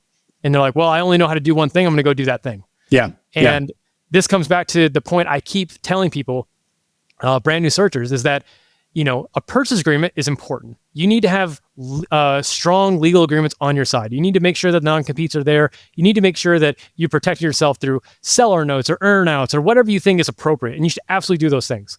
But you also need to keep in mind that the only recourse for you is litigation. That's it. So all of those, legal protections, all they provide is a foundation for you to sue. You still have to sue. And so sometimes sellers take that as an opportunity to take advantage of you. Because if that's the case, then litigation is expensive and it's long. It takes months. And if the seller has impacted the business in a material way, you're still on the hook for the business. You still put the money in. You're still on the hook for the debt. And you're also pursuing litigation against the seller or against someone else. And while that's happening, you're kind of in over your head. And so there's no guarantee that you'll win that. I mean, you had Justin Wilness on your pod not too long ago, and he had an ironclad case and lost. Right. So, we have to remember that the only recourse is litigation, and litigation is not a guarantee, and it's very expensive, and it takes a long time. Right before I got on this call with you, I was talking with somebody who is currently in litigation. They own the business that they bought. They believe that they acquired that business and the business was fraudulent. They're in litigation with the seller. And right now they're 8 months into litigation. They've gone through 4 different legal teams because their legal teams just weren't pulling the weight and just found out that their key employee is going to leave because of all the instability. And so while they're trying to keep this business afloat, while the business is barely pulling in any money and they're going in litigation with the seller. So the most important thing you can do while putting all those protections in place, the most important thing you can do is make sure you're doing business and doing deals with people that you can trust. Yeah. And I don't know the right way to know if it's someone you can trust, but if the hair stands on your arms, if there's one too many yellow flags, if something just doesn't feel right, then trust your gut and walk away. One more time on the numbers. 65% of these 24 stories was due to misalignment with the sellers. Yes. And then more than half of that 65%, so that's 33% or more of the total 24 was outright, call it dishonesty of some kind by the seller. Yep. Okay, nakedly unethical behavior by the seller. And to be clear, that dishonesty was materially impactful to the business. So it wasn't like they told you they had a piece of equipment and they didn't have it and it's like, oh, it cost me $2,000. It was materially impacting the business in a very real way. Okay, everybody. So a third of bad business outcomes are due to a material lie, essentially. Yeah, and honestly, I did not expect it to be that high. No. But recently, I came across the 2014 Stanford study where they were looking at again, only traditional searches, but they found something similar, in their limited anecdotal evidence. But it was something for them. It was something like 2/3 of deals went sour because of a misalignment with the seller. And so I was a little bit encouraged at the fact that okay, well, I'm not self-selecting people who just had bad experiences with their seller. It just tends to be a trend. That was the 2014 Stanford Search Study? I believe it's 2014. It's I'll get the actual link for you. It was a study from Stanford Business School. Yeah. Yeah. Okay. Great. Finding number 2. Finding number 2 is cash conversion cycle. And this should make all the sense. This is what I thought number 1 was going to be. It is the number 1 reason why a small business goes out of business, because you run out of cash. And this one almost always falls on the buyer because you misunderstood the cash conversion of the business. You misunderstood the accounts receivable, how much money you were going to need to operate. And one thing that we're really good at, that we talk a lot about as searchers, is working capital. But we're really bad about talking about cash conversion cycle. And those are different things. The working capital is the cash you need in the business to operate. The cash conversion cycle is how fast you can turn sales into cash and then hold on to that cash before you spend it. And very few searchers take the time to really walk step by step through that cash conversion cycle to understand exactly how much cash they need in the business, what that window looks like, and how fast they can hold on to it. Jed, isn't the working capital needs of the business? So if you do a good, proper, thorough working capital assessment of the business, you arrive at a peg with the seller. Shouldn't the cash conversion cycle be baked into that number? Yes. So they're very tightly correlated. So you shouldn't get one. If you get working capital really dialed in and really right, it should be enough to cover the cash conversion cycle, because it's the working capital that's been in the business dealing with such cash conversion cycle historically. Yes. And this is where I encourage searchers to step away from their spreadsheets and get in the business. Because in theory, yes, you're right. But in reality, when you do an asset purchase agreement, you're moving all of your accounts over. So imagine right when you buy a business, you have the cash, you have your working capital. Hopefully you've got SBA Express lines of credit, all these extra things that you have as buffers, right? But in the meantime, you're switching your accounts, you're switching up your accounts receivable, you're putting in new processes. And maybe you find out that your accounts receivable don't liquidate as fast as you thought. One of the things I found was that cash moves a lot slower than you expect. One of the things you see in a business is that if you see a business that's heavy cash focused or heavy, check focused, you think, wow, this is a great opportunity for digital transformation. But then you realize, well, if those customers have been paying by check for 20 years, telling them to pay by Stripe or by QuickBooks invoice, they don't, for whatever reason, they just don't trust you. And it takes time to get them to do that. They want to do things the way they've always done it. Another thing is, if you're bringing in physical checks, how long are those physical checks sitting in your bank account before your bank clears them? All of these things, if you don't take the time to really walk through what that cash conversion cycle looks like, they'll eat up all your working capital within the first quarter. And so you really need to see how fast you can actually convert that AR, why the previous owner has so much AR. They'll tell you, oh, this is coming with a certain amount of accounts receivable. But A, has the work already been done, or are you buying work that hasn't been done? That's a key piece. And then B, how fast is those accounts receivable? How fast are they really being liquidated? Is it simply because you're not following up on your invoices, or is it more because maybe there's a process in place that isn't ideal that you need to change? So one way or the other, one tool that can help really mitigate this is making sure you've got a 13-month rolling cash flow, in the business, knowing where your cash is and how fast it's coming. That'll help offset unexpected expenses. Like I mentioned how I didn't expect insurance to be more expensive than it was. And then it turned out to be the case.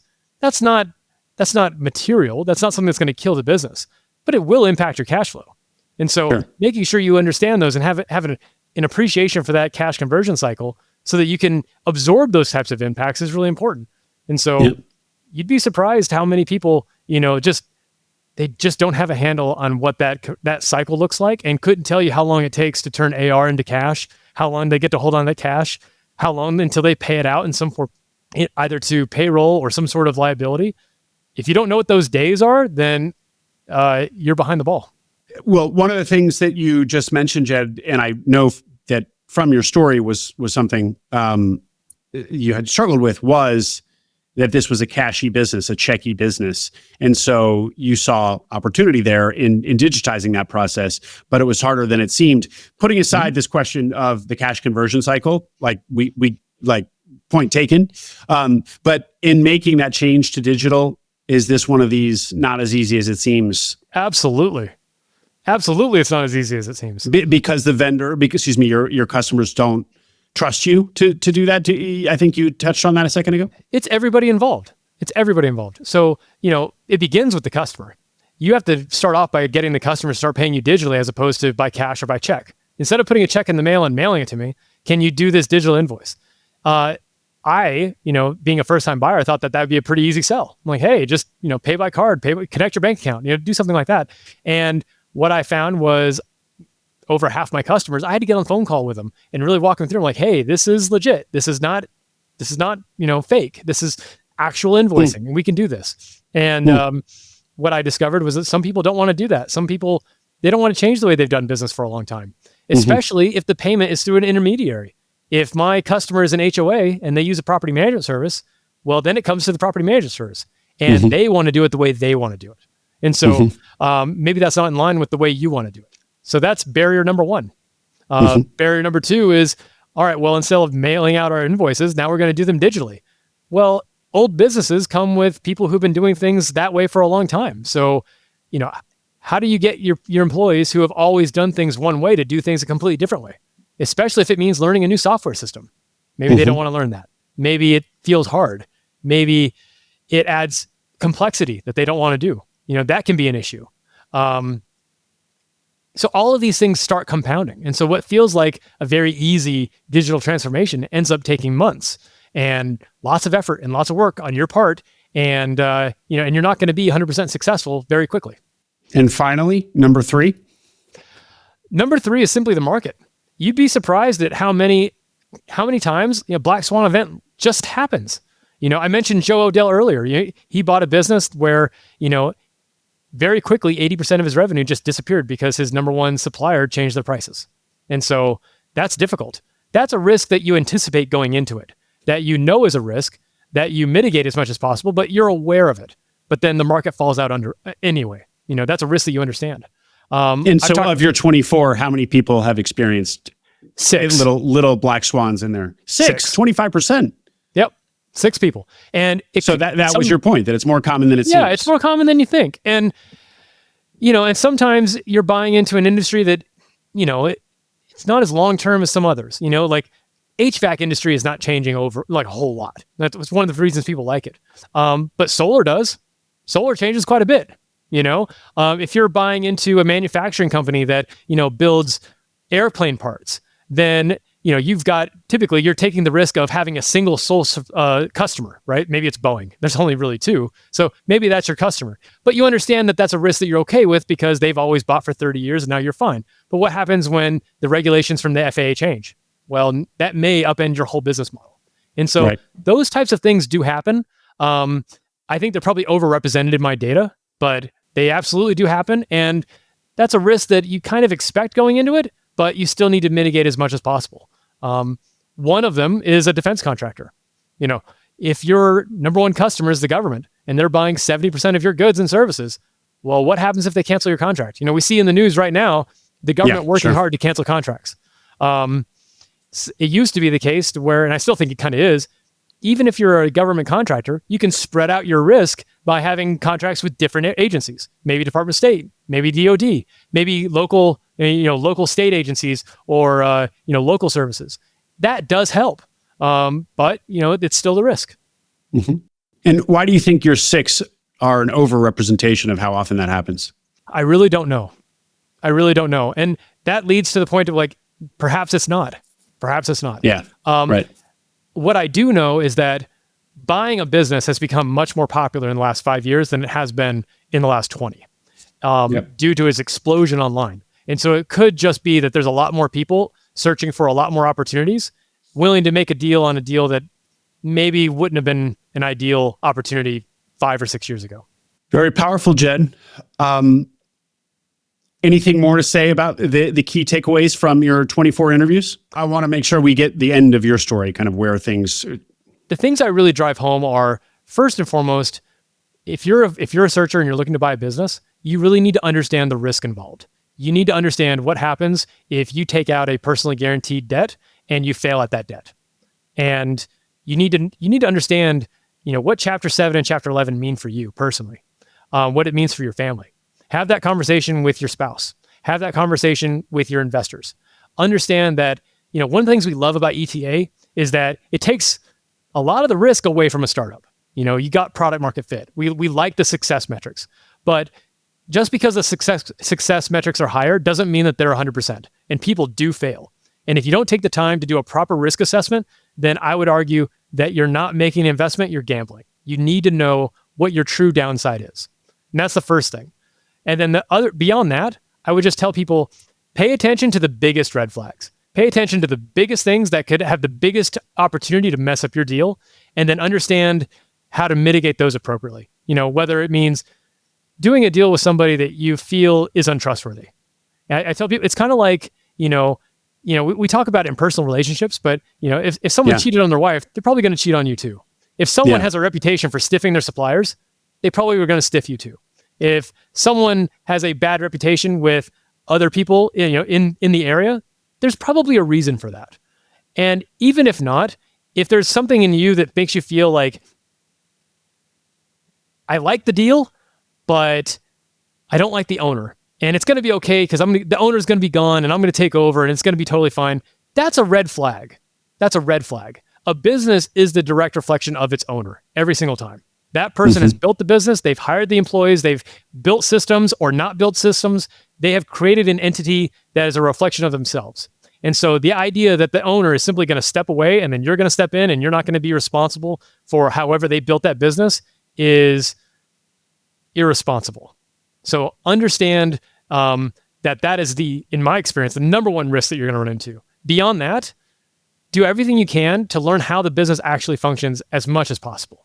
And that means, an internship if you can. That means getting your hands dirty in a small business, because until you've been in the operator seat, there's just going to be too many variables that you're unaware of. I had a conversation with Nathan Lindley not too long ago. He's doing a fantastic job in Texas with HVAC companies. And he tells me about how, he bought his first HVAC business, and hemorrhaged money for the first 2 years because the learning curve of being an owner is so steep. And we talk a lot about how, you have to learn the industry, but you have to learn how to be an owner too. You have to learn when is the right time to fire an employee? When's the right time to change a business model? When's the right time to really change systems? And until you get to a point to where you either out of necessity or out of insight realize that you have to take full ownership of this business and you need to be the driver going forward, until that point happens, you're not going to see a lot of success.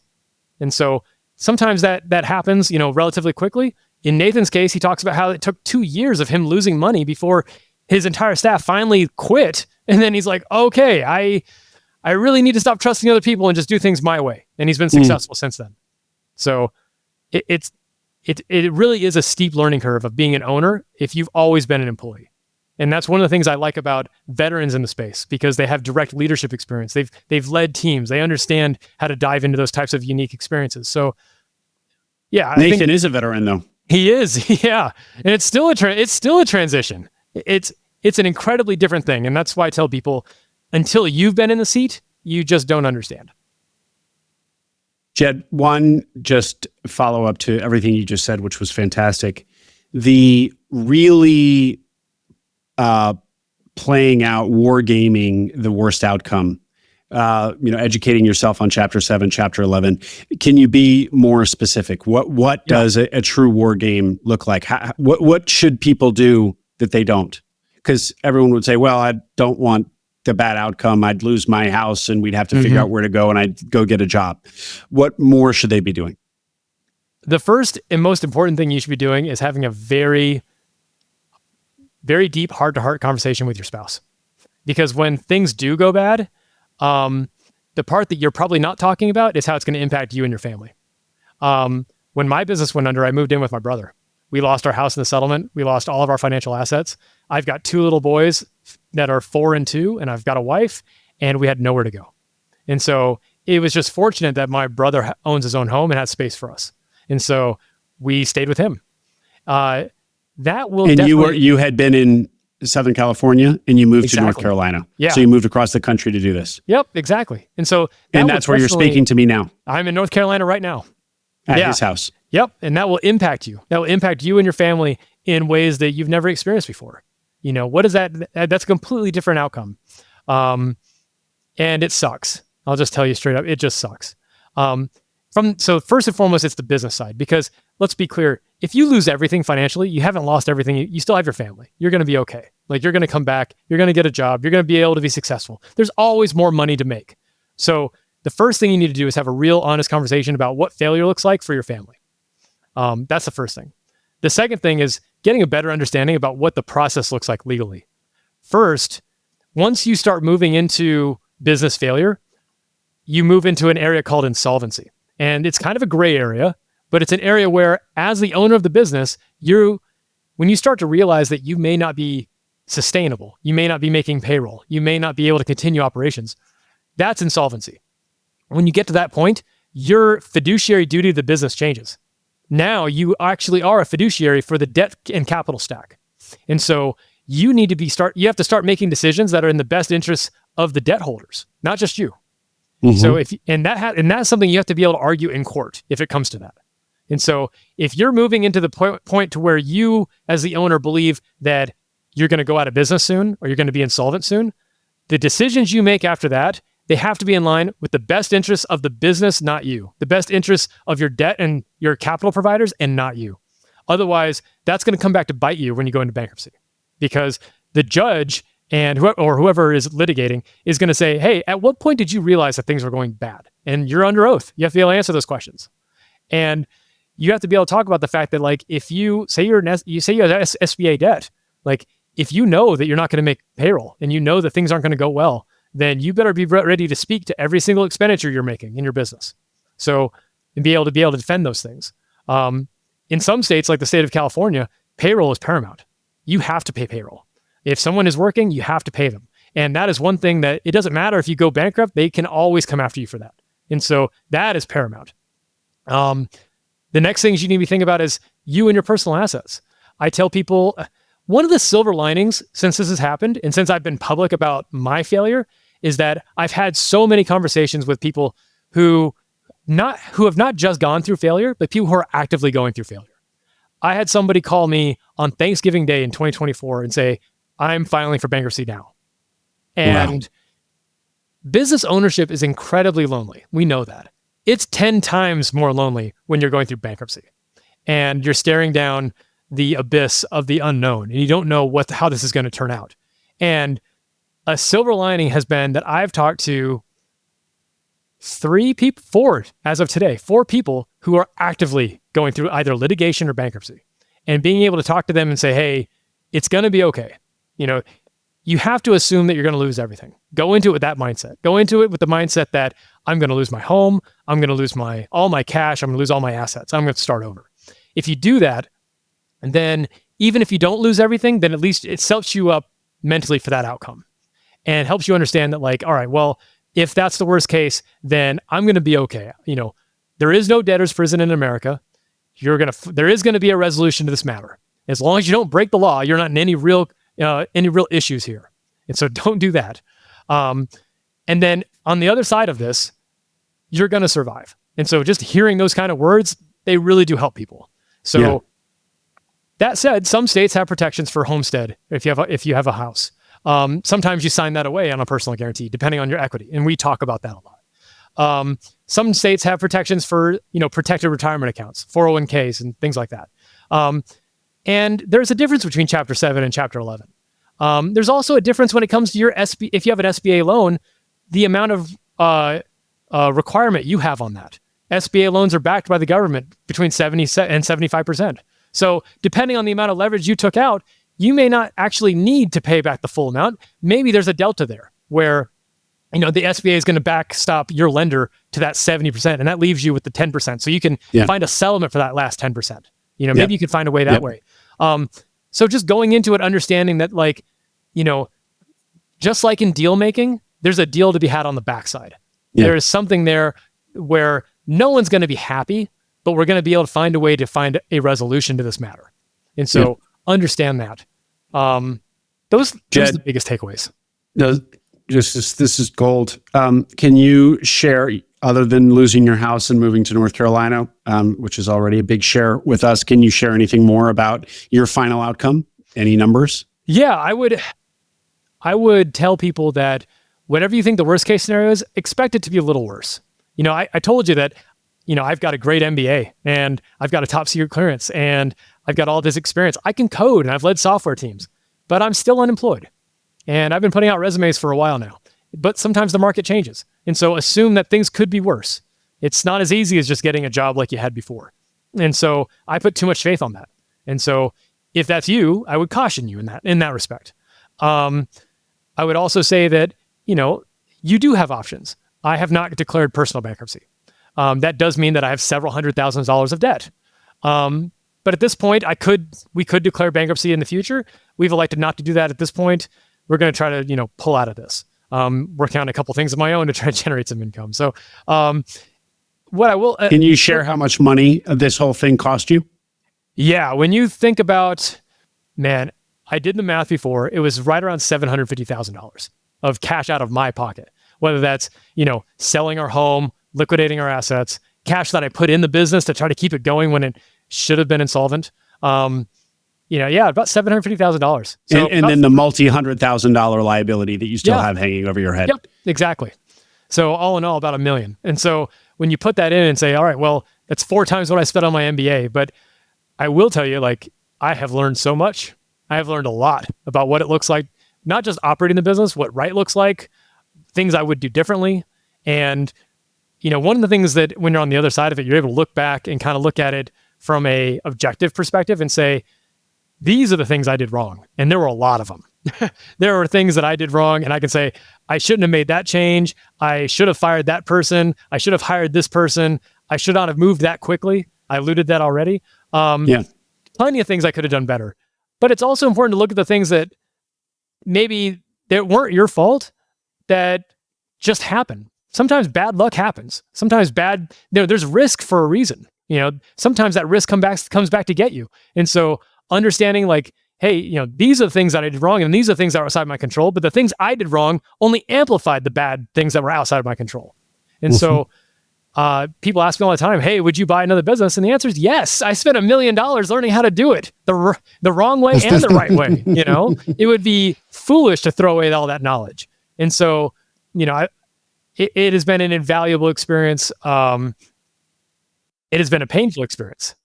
Well, Jed, to that point, as a final question, how do you reflect now on ETA broadly and the value proposition now that you've seen the worst possible outcome? I think that ETA is a fantastic opportunity for the right buyer and the right business. It's everything I thought it was when I started searching. And we see those positive stories all the time. And that's a wonderful thing. And it really is true that there's a lot of opportunity out there. There's a lot of sellers out there, a lot of good people looking for a good exit. And if you are willing to roll up your sleeves, especially in the self-funded search space and be an owner operator, then we need you. Get out there and buy a business. But as you know, things have become saturated the last couple of years, and not so much saturated in deals, saturated in influence. Everywhere you look, there's somebody telling you to go buy a business. It is the fast track to wealth. It is, no money down, 100% passive, hire a GM to do the work for you. All the things you see online that just push people towards deals as if it's the magical gateway that's going to solve all your financial problems and build that generational wealth that we hear so much about. And the biggest red flag is that there's a kernel of truth to it. There really is. But the problem is that in the fervor and excitement of buying a business, so many of us, whether we have fantastic fancy degrees or not, we put those rose-colored glasses on and we forget to look at the risk. We forget to look at the downside. We forget to look at the diligence. And I tell people, I'm like, look, one thing that's really key in a lot of the situations, not just mine, but other people, is that you can do diligence all the right ways. You can get quality of earnings checks, you can get legal reviews, you can get in there and you can figure things out, but there will always be things you don't know. And that is risk. That is the risk you take. And that's assuming you're doing the right due diligence to begin with. And so I would caution people to make sure that they're doing the appropriate due diligence, make sure that they're really diving into their opportunities, make sure that they understand that there's a level of risk that you can't mitigate away, and be comfortable with that risk because it's real. And then also understand that the most important thing with your first deal is just being successful. That's it. You don't need to be a millionaire on deal one. In fact, I would tell people now, and this is some of the feedback I get from people now, which is don't over-lever. There's no point in going 90% on your leverage on your first deal. Like, there's just not. Raise more cash. Yeah, equity's more expensive. But you know what's more expensive? Failure. Like, make sure that first deal, there's so much asymmetry of information for you as the buyer because you've never done it before. Put yourself in the best possible situation to be successful. Take less equity, take more cash, take a safer deal, and I say, like, don't lever up as much as you can. Don't skip Q of E. The people that I see who are willing to sign $3 and $4 million loans, but aren't willing to spend $40,000 on the quality of earnings, your aspect of risk is flawed. It is wrong. And if your answer is, oh, I just don't have the cash for that, then I would argue that you're not ready to buy a business. And so really understand the risk involved, understand, what the trade-offs are, understand how much you don't know, make your deal as successful as possible. That way, when you've won on deal one, you've learned, you understand, you've had the experience of being the operator, go kill it on deals 2, 3, 4, 5. Go 100% lever if you have to. I get it. There are expansive opportunities out there, but not on deal one. There's so much you don't know. Make deal one a winner. Jed, remind us the name of the book. Buyer Beware, Lessons from Failed Business Buyers. The working title may change. The working title, yes. I've got it available for pre-order. I'm expecting to have it out this fall, trying to line it up right with some of the ETA conferences in the fall. So my hope is that, this will help illuminate some of those stories of how things can go wrong. There's a million ways that things can go wrong. But by having a few of those stories out there that are case studies, and then towards the end of each chapter, some real takeaway from the actual buyer themselves is saying, if I knew then what I know now, here's the things I would think about. It's going to be so good. I want that to be a reference. I mean, I read Buy Then Build. I read the HBR guide. They were invaluable, but I never met somebody who had a failed business. Yeah. Excellent project, Jed. And you are going to do a live Q&A for listeners of this interview. Yep. So we will put that in the show notes. In the intro and outro to this episode, I will tell people when the exact date of that is, but it'll be within around 2 weeks of when this episode actually airs. So you'll be in a live Zoom call, probably with me, and people who have just been listening to your interview for the last hour and a half can come and ask their questions directly to you. So thank you for being willing to do that too, Jed. And if people can't wait for that or can't make that, what is another way to get in touch with you? How do you like people to do that? You can find me on LinkedIn. You can shoot me a direct message. I try to reply to as many as possible. Sometimes if I don't reply, it's because I just got so many that I missed you. So please just shoot me another message. Beyond that, I try to do one-on-one calls as much as possible, but I'm actually getting ready to start a Thursday live call. So if one-on-one is, if that isn't a thing for you, you can join a group call and we'll try to, walk through some of the things that, I talk about just to help get more of that information out there. Because one of the things I've realized is that when you do one-on-one calls, you get overwhelmed very quickly. Well, and that's part of what the live Q&As are going to be about. Yeah. A lot of my guests get a lot of inbound and requests for calls and generously take them, but it doesn't scale very well. So we're going to be doing this live. Yeah. Jed Morris, thank you for coming on. Thank you especially for this project. It's such a great idea to distill 24 people's horrible experiences into some key learnings. You do that project well, and it will be the third book in the canon behind Buy Then Build and the HBR guide. This really has a lot of potential. I hope so, Will. And thanks for having me. Russell Brunson talks about turning your mess into the message. And that's kind of what my mission is for this year. Great work, Jed. Thanks very much. Thanks for having me. I hope you enjoyed that interview. Make sure you subscribe to the Acquiring Minds channel below. We are now publishing twice a week, so tons of new interviews and stories to come. Stories that will help you along your own path to acquiring a business.